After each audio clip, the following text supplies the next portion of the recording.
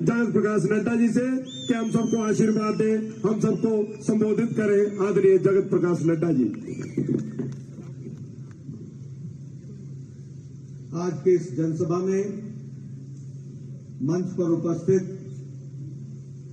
हमारे यशस्वी पूर्व मुख्यमंत्री, हमारे वरिष्ठ साथी सम्माननीय जयराम ठाकुर जी, हमारे राष्ट्रीय उपाध्यक्ष आदरणीय श्री सौदान सिंह जी, पार्टी के जुझारू और कर्मठ अध्यक्ष डॉक्टर राजीव बिंदल जी, उत्तर प्रदेश से हमारे इस क्लस्टर के इंचार्ज और वहां के पूर्व मंत्री और अभी एमएलसी डॉक्टर महेंद्र सिंह जी, हमारे वरिष्ठ साथी और पूर्व मंत्री, यहां से विधायक रहे गोविंद सिंह ठाकुर जी, हमारे वरिष्ठ नेता आदर के योग्य सम्मानीय महेश्वर सिंह जी, हमारे जिला के अध्यक्ष भीमसेन जी, हमारे महामंत्री प्रदेश के राकेश जम्वाल जी, सभी विधायकगण, पूर्व विधायकगण, पूर्व मंत्रीगण और यहां इतनी बड़ी संख्या में एकत्र आए देवी और सज्जनों और मीडिया के मेरे साथी, प्रिंट मीडिया और इलेक्ट्रॉनिक मीडिया के साथी, मुझे आज देवभूमि हिमाचल प्रदेश में विशेष देवभूमि कुल्लू में आने का सौभाग्य मिला है। सबसे पहले तो मैं यहां जब आया हूं तो मैं बिजली महादेव को नमस्कार करके, नमन करके अपनी बात को प्रारंभ करता हूं। मित्रों, अभी जयराम जी ने और उसके पहले डॉक्टर राजीव बिंदल जी ने आपसे राजनीतिक परिस्थितियों के बारे में बहुत तफसील से चर्चा की। उन्होंने बहुत सी बातें आपके सामने बताई, जिन बातों को लेकर आप भी अपने मन में यह मान रहे होंगे कि राजनीति में किस तरीके से छल कपट से सत्ता को हत्या कर लोगों की हित की बात कह के लोगों का अहित करने पर आमदा कांग्रेस पार्टी और अन्य पार्टियां खड़ी हैं। वही भारतीय जनता पार्टी और एनडीए की सरकार आदरणीय मोदी जी के नेतृत्व में लोगों की सेवा, देश को सुशासन देना और गरीब कल्याण के लिए काम करने के लिए कटिबद्ध है। और मित्रों, मैं कहने के लिए नहीं कह रहा हूं, आज राजनीति में आदरणीय प्रधानमंत्री जी ने नहीं सिर्फ सेवा, सुशासन और गरीब कल्याण के लिए काम किया, बल्कि उन्होंने राजनीति की संस्कृति को भी बदल डाला है। इस बात को हमको समझना चाहिए। वंशवाद से विकासवाद की ओर राजनीति में क्या हो रहा था? मैं, मेरा बेटा, मेरी बहू, मेरा दामाद, बाद में मेरा पोता, यही पार्टियां बन गई और यही है। ये अकेली भारतीय जनता पार्टी है जहां एक साधारण परिवार से निकला हुआ व्यक्ति भारत का प्रधानमंत्री बनता है और मुझ जैसा व्यक्ति जिसके परिवार में कोई राजनीति में ना हो, वह राष्ट्रीय अध्यक्ष बनता है। ये भारतीय जनता पार्टी में संभव है। इसलिए वंशवाद से विकासवाद, यह राजनीति में परिवर्तन है। वोट बैंक की पॉलिटिक्स से निकलकर रिपोर्ट कार्ड की पॉलिटिक्स तक पहुंचाना, यह मोदी जी ने करके दिखाया है। भाइयों को भाइयों से बांटो, वोट बैंक के लिए काम करो, लोगों को लड़ाओ और लोगों को लड़ा करके वोट लो और सत्ता पर मौज बनाओ। यह कांग्रेस का कल्चर रहा, यह अन्य विपक्षी दलों का कल्चर रहा। और उसके लिए हो सके तो देश से भी समझौता करना पड़े तो कर जाओ, लेकिन वोट और कुर्सी के खातिर आगे बढ़ते चलो, चाहे देश बेचना पड़ जाए। यह आज की स्थिति आकर नहीं खड़ी। और मैं कहने के लिए नहीं कह रहा हूं, कल पिछड़ा आयोग की रिपोर्ट आई है। पिछड़ा वर्ग की कमीशन की रिपोर्ट क्या कहती है कि वेस्ट बंगाल में पिछड़ा वर्ग का आरक्षण 91.5% मुस्लिम भाइयों के अति पिछड़े और पिछड़े को जा रहा है, जबकि बंगाल की आबादी 72% हिंदू है और 25% मुस्लिम है।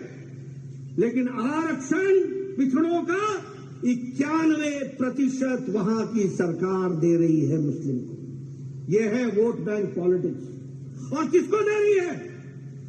बांग्लादेशी घुसपैठ किसको दे रही है? रोहिंग्या। ये देश के साथ समझौता। राजस्थान में 7 जिले हैं, 7 जिले। मैं पिछड़ा आयोग की रिपोर्ट आपके सामने रख रहा हूं। 7 जिले हैं जो ट्राइबल हैं। इन 7 जिलों में पिछड़ा को कोई भी रिजर्वेशन नहीं है। पंजाब में 25%, ये आम आदमी पार्टी जो बहुत बोलती है, ये 25% वहां पर अब पिछड़ा के लिए रिजर्वेशन है। वहां सिर्फ 12% लोगों को रिजर्वेशन मिल रहा है, 13% को नहीं मिल रहा है। ये पंजाब की स्थिति है। ये बिहार जो जातिगत आधार पर जनगणना की बात कहते हैं, वहां पिछड़ा आयोग में क्रीमी लेयर से वो छोड़कर और किसी को प्रमाण पत्र नहीं दिए जा रहे। मित्रों, ये वोट बैंक पॉलिटिक्स से निकालकर मोदी जी का नारा लेकर के हम चले, सबका साथ, सबका विकास, सबका विश्वास, सबका प्रयास, सबको साथ लेकर के चलने का वादा भरा तो हमने किया। मित्रों, इसलिए जब हम इन सारी बातों की चर्चा करते हैं तो चर्चा करें तो हमको गहराई से समझना चाहिए। याद करो 2014 से पहले का भारत। रिमेंबर बिफोर 2014, भ्रष्ट भारत, भ्रष्टाचार से युक्त भारत, फैसले न लेने वाला भारत, विकास को लटकाने, अटकाने, भटकाने का काम करने वाला भारत। भारत का डिफेंस मिनिस्टर 2014 से पहले बोलता है कि बॉर्डर में सड़क हम इसलिए नहीं बना रहे हैं क्योंकि बॉर्डर में सड़क बन जाएगा तो दुश्मनों को सुविधा हो जाएगी। ये भारत का डिफेंस मिनिस्टर बोल रहा है। नया सड़क बनाना भी हमारी स्ट्रेटेजी है। ऐसा भारत। और आज 2014 के बाद दमदार सरकार, मजबूत सरकार, निर्णय लेने वाली सरकार और देश को आगे बढ़ाने वाली सरकार मोदी जी के नेतृत्व में चली। इस बात को भी हमको ध्यान में रखना चाहिए। इसलिए मित्रों, हम ये कह सकते हैं 2000 पहले का और 2014 के पहले का और 2014 के बाद का भारत कैसा बन गया। जब हम इन सारी चीजों की बात करते हैं, मैं बहुत दूर नहीं जाऊंगा, लेकिन अभी 20 दिन पहले हमारे प्रधानमंत्री जी जापान, ऑस्ट्रेलिया और पपुआ न्यू गिनी 3 देशों का दौरा करके आए। जापान में अमेरिका का प्रेसिडेंट जो बाइडेन मिलता है और मोदी जी को कहता है हम आपका ऑटोग्राफ चाहते हैं। कभी भारत ने सोचा था कि अमेरिका का राष्ट्रपति भारत के प्रधानमंत्री से ऑटोग्राफ मांगेगा? ये बदलता भारत नहीं है तो और क्या है? फिर कहने लगे अगले महीने आप अमेरिका आ रहे हैं, आपको अमेरिका ने स्टेट डिनर देने का तय किया है। अमेरिका ने 2-3 लोगों को ही आज तक स्टेट डिनर दिया है और प्रधानमंत्री मोदी जी को जून 22 को उन्होंने बुलाया है। और कहने लगे मेरी शिकायत है, लोग मेरे से कंप्लेन कर रहे हैं, मेरे को शिकायत कर रहे हैं कि मोदी जी के डिनर में हमें निमंत्रण नहीं मिला है, हमें भी निमंत्रण दीजिए, हम भी मोदी जी से मिलना चाहेंगे। ये बदलता भारत आज आकर के खड़ा हुआ है। आपने देखा कभी, देखा उस समय तस्वीर पपुआ न्यू गिनी के प्रधानमंत्री ने मोदी जी के पांव छू करके उनका अभिवादन किया। न्यूजीलैंड का प्रधानमंत्री न्यूजीलैंड से उड़ करके ऑस्ट्रेलिया की सिडनी में आकर प्रधानमंत्री मोदी जी से मिलता है। ये बदलते भारत की तस्वीर है, इसको हमको समझना चाहिए।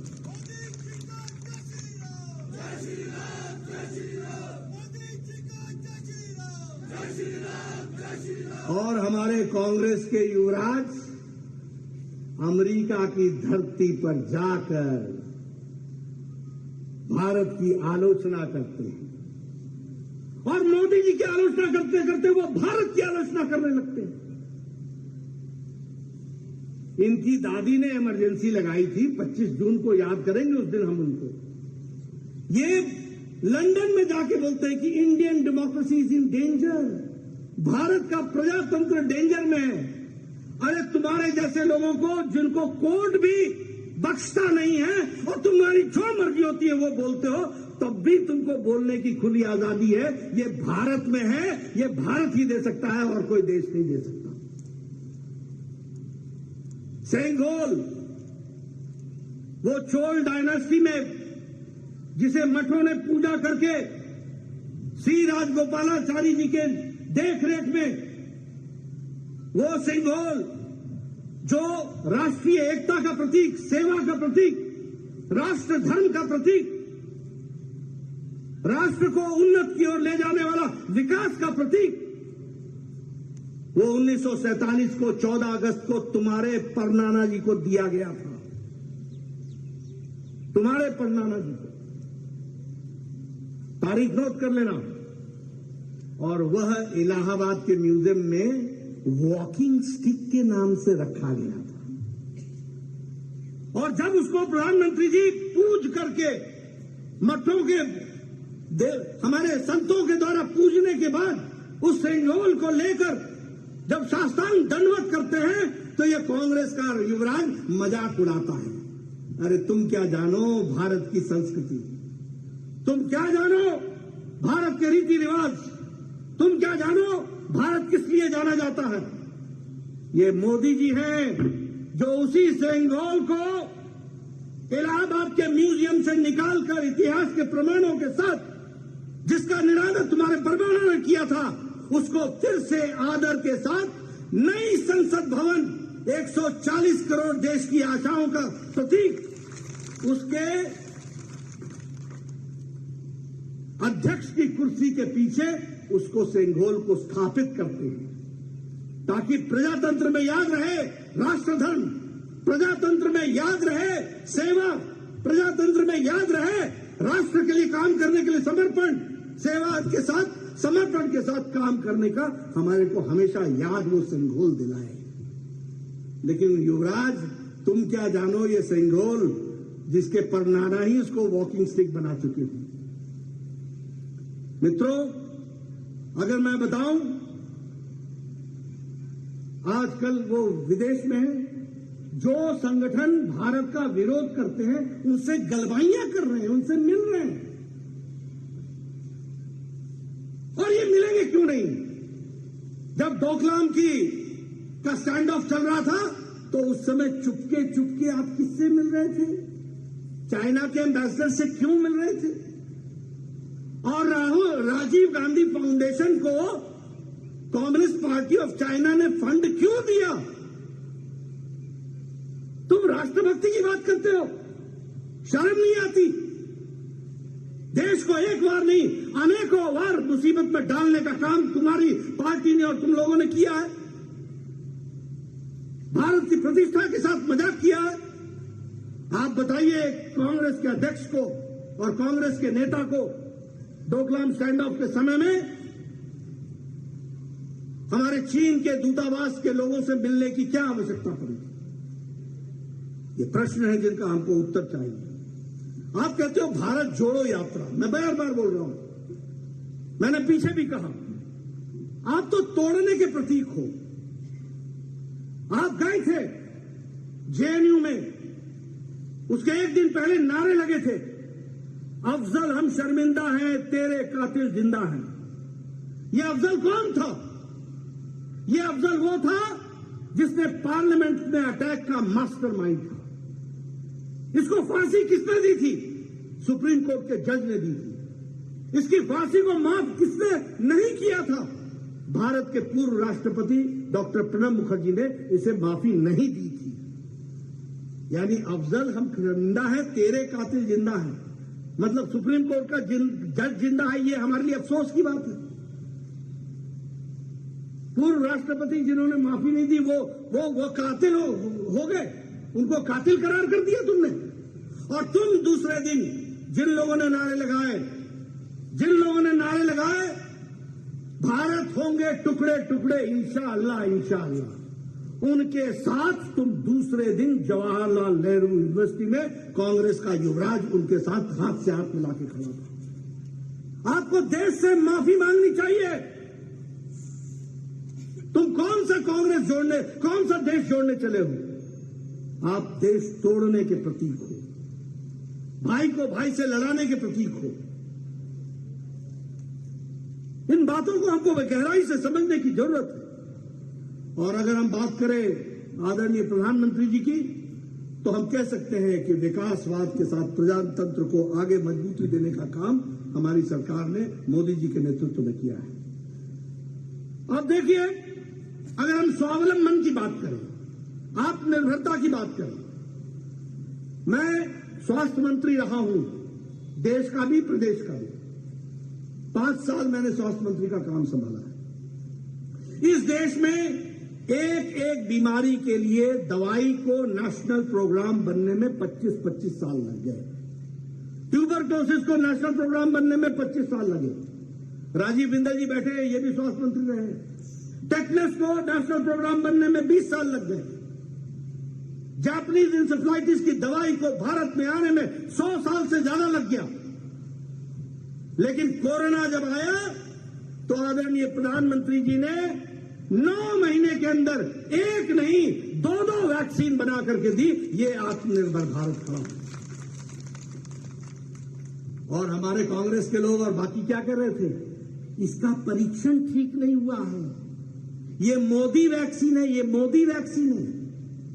ये दीगर बात है, ये अलग बात है कि चुपके जाके तुमने भी वैक्सीन लगवा ली, लेकिन जनता को गुमराह करने का काम किया।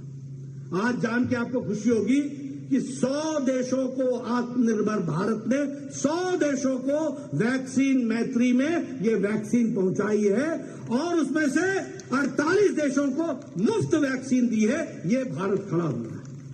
यानी अब भारत लेने वाला भारत नहीं है, भारत अब देने वाला भारत बन गया, दुनिया को देने वाला भारत बन गया। ये भी हमको ध्यान में रखना चाहिए।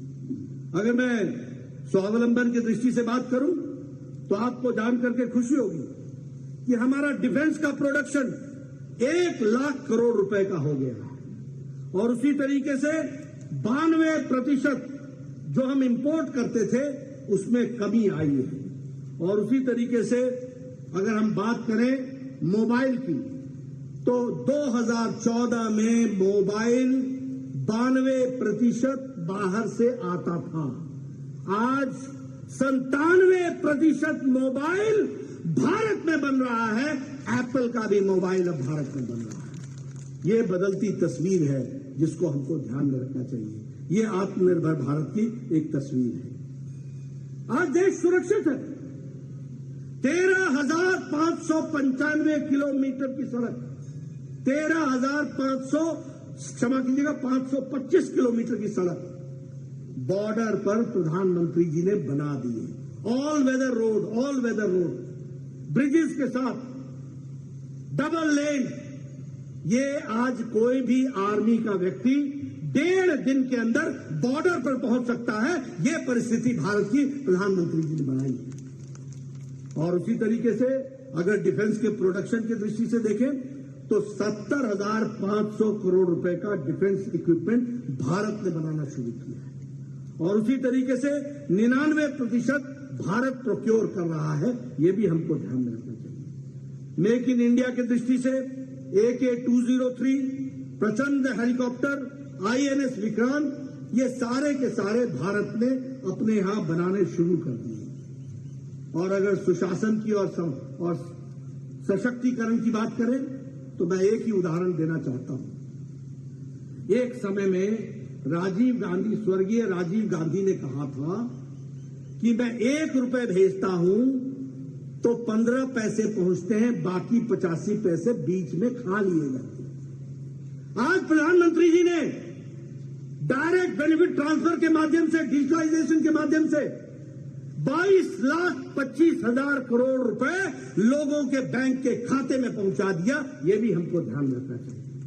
और जिसमें से लगभग 2 लाख करोड़ रुपए जो बीच में पिलफरेज हो जाती थी, उसको भी रोकने का काम किया है।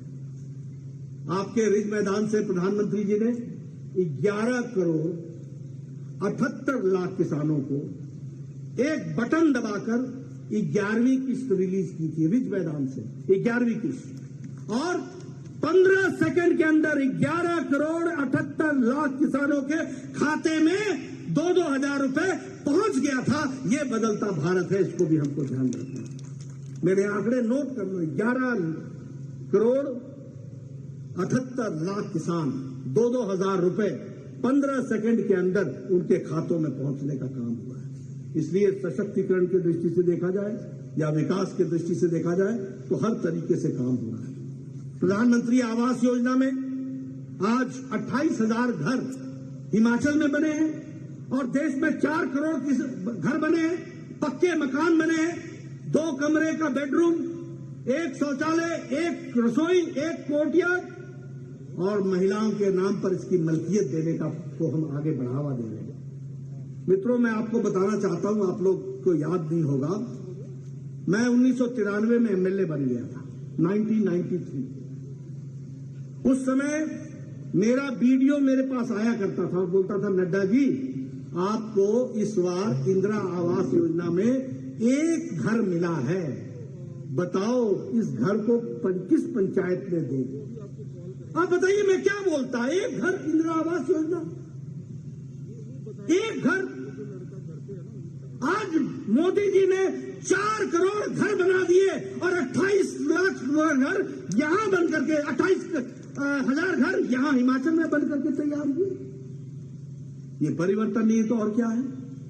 जल जीवन मिशन में मैं गर्मियों में, ये सब विधायक बैठे हैं, आज से 10 साल पहले गर्मियों में निकलना मुश्किल होता था, पानी की त्राही त्राही होती थी, लोग चिल्लाया करते थे, कहां है मेरा विधायक, कब लाएगा पानी, कब देगा पानी। आज आपको जान करके खुशी होगी कि जल जीवन मिशन में 8 करोड़ 80 लाख लोगों के घर में नल का पहुंचाया है और 9.2 लाख हिमाचल प्रदेश में पहुंचाया है। इसको भी आप ध्यान दें। घर में टैप वाटर सोचा नहीं था। मैं बिलासपुर से आता हूं, एक मल्यावर गांव था, हमारी माताएं 3 किलोमीटर नीचे आती थी, पानी भरती थी और 3 किलोमीटर जाती थी, पूरे 3 घंटे सिर्फ पानी का एक घेला लाने में लगता था। आज घर घर पानी, हर घर पानी, हर घर नल। ये परिवर्तन आया है। नल लगे कि नहीं लगे, लगे कि नहीं लगे, ये जल जीवन मिशन का काम है। आयुष्मान भारत, ये हमारे MLA बैठे हैं सारे, ये चिट्ठियां लिखते थे, माननीय मुख्यमंत्री जी इसका हार्ट का ऑपरेशन होना है, ये गरीब परिवार से है, इसके कोई इलाज की व्यवस्था नहीं है, कृपया करके इसको 2 लाख रुपए देने की व्यवस्था करें। मुख्यमंत्री जी कहते थे मैं 1.25 लाख देता हूं। हम लड़ते थे कि 1.25 लाख लेके हम करेंगे क्या, 75,000 लाएंगे कहां से। आज प्रधानमंत्री जी ने 50 करोड़ लोगों को, 10 करोड़ 74 लाख परिवारों को आयुष्मान भारत के तहत गंभीर बीमारियों से लड़ने के लिए हर साल 5 लाख रुपए की व्यवस्था की।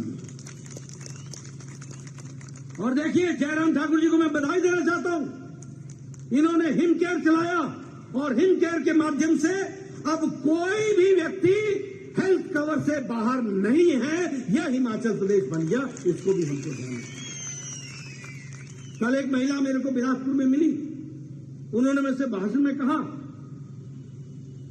कि मेरे कान का ऑपरेशन हुआ, 5 लाख रुपए लगे।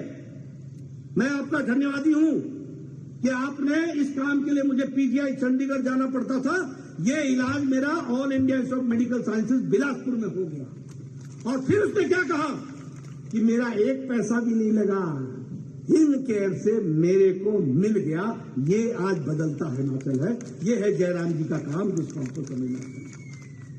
ये समझो आप, किसान सम्मान निधि 11 करोड़ 78 लाख लोगों को 2,000 रुपए प्रति चौथे महीने मिलना, किस प्रधानमंत्री ने किसानों के लिए इतना कुछ किया?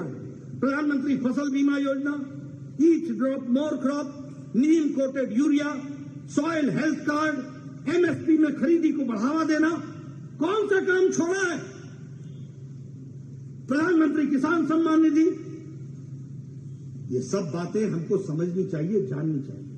और मैं एक बात और कहूंगा, प्रधानमंत्री गरीब कल्याण अन्न योजना, 80 करोड़ की जनता को हम 5 किलो गेहूं या 5 किलो चावल, 1 किलो नमक दे रहे हैं।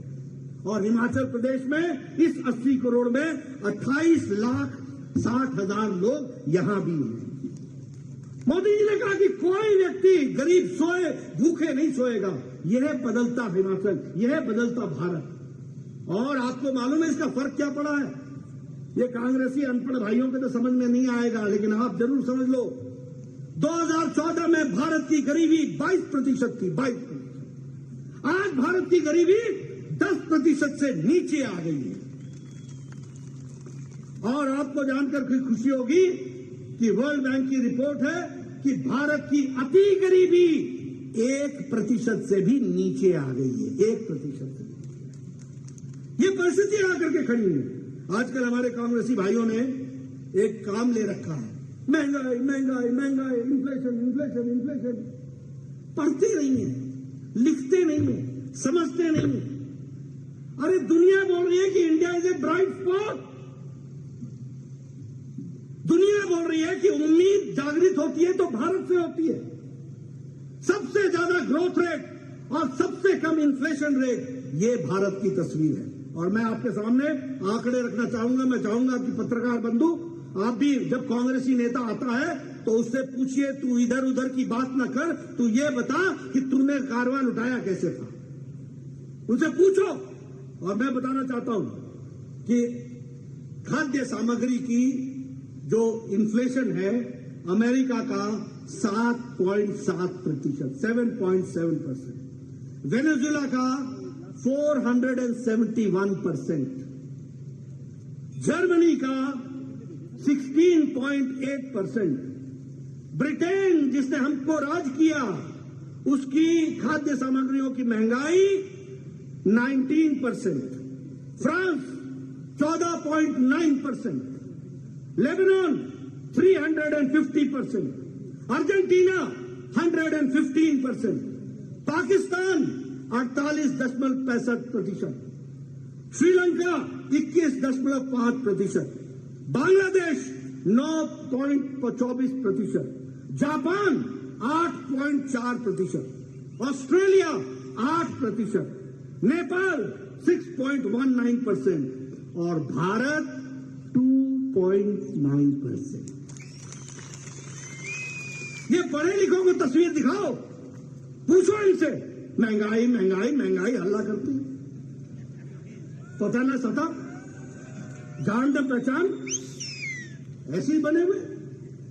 विकास ग्रोथ की देखिए आप, इंडिया को स्टैनली मॉर्गन ने कहा, स्टैनली मॉर्गन बैंक क्या रिपोर्ट है कि India is at 7.2% of growth rate, America is at 5%, Britain और जर्मनी ये सब 1-2% पर खड़े। लेकिन अपनी तस्वीर पसंद नहीं आती क्योंकि तुमको लोगों ने आशीर्वाद नहीं दिया। ऐसे भारत चलता है, ऐसे देश चलता है, ऐसे राजनीति चलती है। इसलिए मित्रों, अगर मैं बात करूं विकास की, आज भारत 5वीं अर्थव्यवस्था दुनिया की बन गया, ब्रिटेन को पछाड़ करके। ऑटोमोबाइल इंडस्ट्री में भारत 3रे नंबर के ऑटोमोबाइल मार्केट है, हमने जापान को पछाड़ दिया। अब गाड़ी खरीदने कौन जाता है भाई? जिसके जेब में पैसा होता है वही खरीदने जाता है ना। आज जापान से ज्यादा, अमेरिका से ज्यादा आज 3रे नंबर का ऑटोमोबाइल मार्केट है, तो भारत है, ये भी हमको ध्यान रखना चाहिए। स्टील प्रोडक्शन में, इस्पात में हम 4थे नंबर से 2रे नंबर पर आकर के खड़े हो गए। मॉर्गन स्टैनली बोलते हैं कि भारत की अर्थव्यवस्था सबसे मजबूत स्थिति में खड़ी है। ये हम नहीं कह रहे, ये वर्ल्ड बैंक, ये इंटरनेशनल मॉनेटरी फंड, ये मॉर्गन स्टैनली, ये दुनिया के आर्थिक जगत के जो जानकार हैं वो कह रहे हैं। अब हिमाचल की अगर बात करें, हमारे कांग्रेसी भाई पहले क्या करते थे? एक कहीं शिलान्यास कर देते थे, आधी जिंदगी बीत जाती थी, काम पूरा नहीं होता था, आधी जिंदगी। भाई मोदी जी की सरकार में राजनीति का कल्चर कैसे बदला?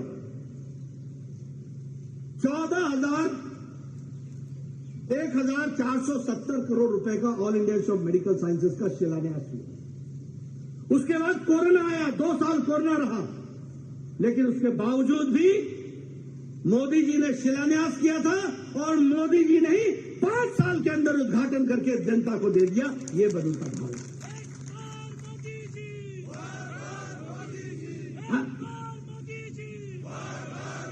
अगर मोदी जी के आशीर्वाद से मैंने 3 मेडिकल कॉलेज दिए तो शिलान्यास नहीं किया, तीनों के भव्य बिल्डिंग बनाने का काम हमने पैसे दिए, जयराम ठाकुर ने उसको पूरा करने का काम किया। ये भी हमको याद रखना चाहिए।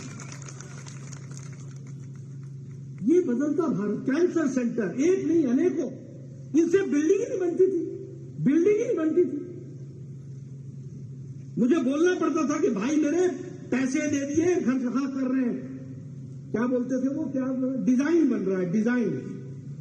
इनका डिजाइन ही नहीं बनता था। मित्रों, आपने अगली बार इनका डिजाइन बना देना,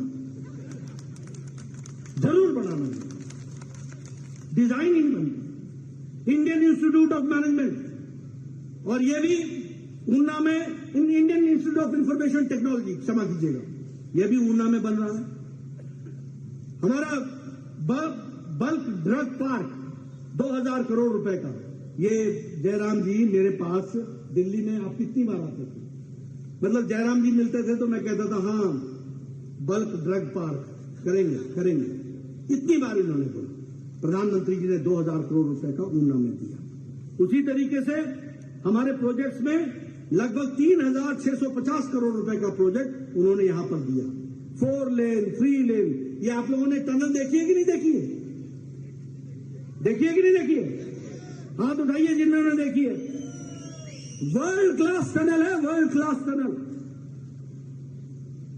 ये अटल टनल जिसका शिलान्यास अटल जी ने किया था, बाद में वो बीमार हो गए थे। उन्होंने मुझसे कहा था, नड्डा जी ये टनल पर रखा हुआ पत्थर मेरे सीने पर पत्थर है। सोनिया गांधी जी ने दोबारा आकर के शिलान्यास किया। अटल जी का शिलान्यास पसंद नहीं आया, फिर से शिलान्यास किया, काम नहीं किया। मोदी जी आए, 3 साल के अंदर वर्ल्ड क्लास अटल टनल बना करके दिया। ये भी आप देखिए। आपने कभी देखा है किसी टनल में सेफ्टी एग्जिट होता हो? आपने किसी टनल में देखा है कि सेफ पैसेज का एग्जिट बना हो? ये अटल टनल में विराजमान है, देखने लायक चीज, काम करके दिया। ये आज 4 लेन का काम चल रहा है कि नहीं? आज सवेरे मेरे पास आए थे, कोई सड़क नहीं मांग रहा था। सवेरे जो लोग आए बोल रहे थे थोड़ा सा मेरा मकान आ रहा है, उसको बचाते हुए आप आगे ले जाओ। मैंने कहा करेंगे, वो भी करेंगे, लेकिन सड़क तो आई। ये विकास के पैमाने बदल जाते हैं, इसको भी हमको याद रखना होगा। इसलिए जब हम इन सारी चीजों की मेडिकल डिवाइस पार्क, ये भी हमारे, इसका भी फाउंडेशन स्टोन रख दिया गया है।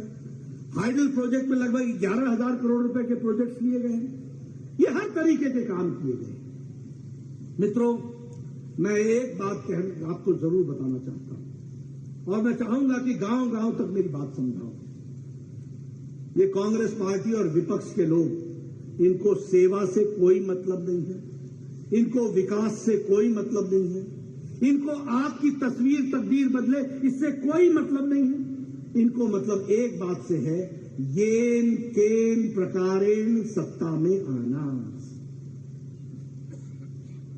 और इसके लिए जो वायदे कर सकते हो करो, झूठ बोलो, सब कुछ करो, जनता को गुमराह करो, लेकिन सत्ता में आओ। इतने लालची हो। मैं यहां की बात तो बाद में करूंगा, जयराम जी ने विस्तृत रूप में आपसे बात की है, लेकिन मैं आपसे पूछता हूं, नवंबर महीने में राजस्थान का चुनाव है। राहुल गांधी कहते थे मैं 2 दिन के अंदर कर्जे माफ कर दूंगा, 1, 2, 3 कर्जे माफ। आज नवंबर आ रहा है, मैं पूछना चाहता हूं क्या हुआ कर्जे? कहा हम महिलाओं के सशक्तिकरण के लिए भत्ता देंगे, मिला भत्ता? क्या हुआ छत्तीसगढ़ में? अनएम्प्लॉयमेंट अलाउंस देंगे, मिल गया युवाओं को अनएम्प्लॉयमेंट अलाउंस? यहां क्या क्या वायदे नहीं किए थे?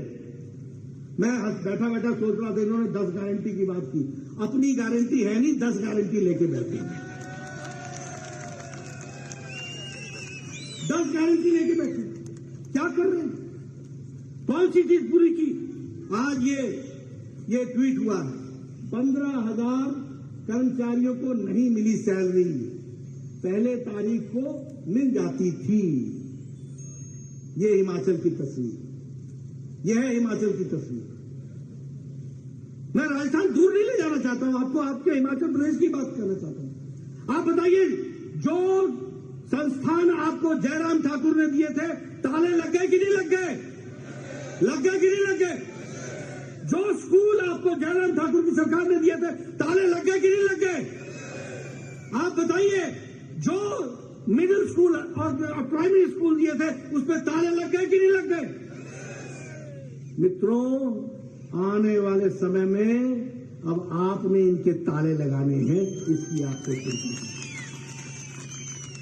ये काठ की हांडी बार बार नहीं चढ़ती, एक बार चढ़ गई। हम जीत हार से नहीं हारते, लेकिन हां, मैं हिमाचल की जनता से यह जरूर चाहूंगा, वोट दो ना दो, लेकिन यह जरूर कहो कि सेवा अगर करती है तो भारतीय जनता पार्टी करती है, काम करती है तो भारतीय जनता पार्टी करती है।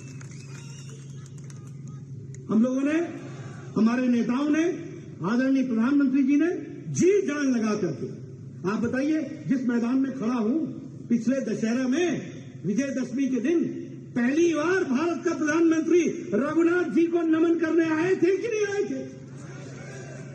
कभी सोचा था?